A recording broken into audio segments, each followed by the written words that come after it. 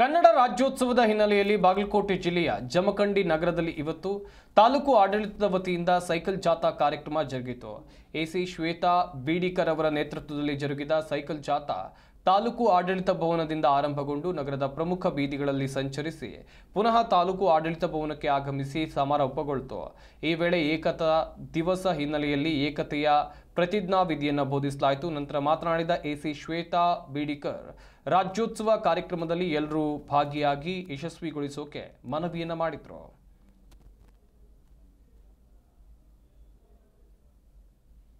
ಕನ್ನಡ ರಾಜ್ಯೋತ್ಸವ ಈ ವರ್ಷ ಕನ್ನಡ ರಾಜ್ಯೋತ್ಸವವನ್ನು ಅತ್ಯಂತ ಅದ್ಧೂರಿಯಾಗಿ ಮಾಡಬೇಕು, ಪ್ರತಿ ವರ್ಷದಂತೆ ಮಾಡಬೇಕು ಅಂತ ಹೇಳಿ ತಾಲೂಕು ಆಡಳಿತ, ಕನ್ನಡ ಸಂಘ, ಕನ್ನಡ ಸಾಹಿತ್ಯ ಪರಿಷತ್ತು ಎಲ್ಲರೂ ಯೋಜನೆಯನ್ನು ಮಾಡ್ಕೊಂಡಿದ್ದೀವಿ.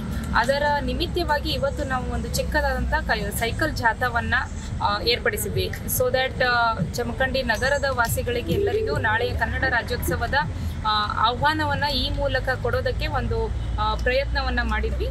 ಟು ಸಮ್ ಎಕ್ಸ್ಟೆಂಟ್ ಇದು ಸಕ್ಸಸ್ಫುಲ್ ಆಗಿದೆ. ಎಲ್ಲ ಜಮಖಂಡಿ ನಗರವಾಸಿಗಳಿಗೆ ಕೇಳಿಕೊಳ್ಳೋದೇನಂತಂದರೆ, ನಾಳೆ ಮುಂಜಾನೆ 7:15 ಹೊಕ್ಕಳಬಾವಿಯಲ್ಲಿ ನಾವು ಕನ್ನಡ ರಾಜ್ಯೋತ್ಸವದ ಕಾರ್ಯಕ್ರಮವನ್ನು ಮಾಡ್ತೀವಿ. ಅದ್ಧೂರಿಯಾಗಿ ಮಾಡಬೇಕು ಅಂತಂದರೆ ನೀವೆಲ್ಲರೂ ಸಹ ಸಕ್ರಿಯವಾಗಿ ಪಾಲ್ಗೊಳ್ಬೇಕು. ಆದ್ದರಿಂದ ತಾಲೂಕು ಆಡಳಿತ ವತಿಯಿಂದ ನಾನು ಈ ಮೂಲಕ ತಮ್ಮೆಲ್ಲರಿಗೂ ಆಹ್ವಾನದ ಒಂದು ಕರೆಯನ್ನು ಕೊಡ್ತಿದ್ದೀನಿ. ನಿಮಗೆ ಎಲ್ಲರಿಗೂ ತಿಳಿದಿರುವಂತೆ ನಾಳೆ ನವೆಂಬರ್ 1 ಕನ್ನಡ ರಾಜ್ಯೋತ್ಸವ.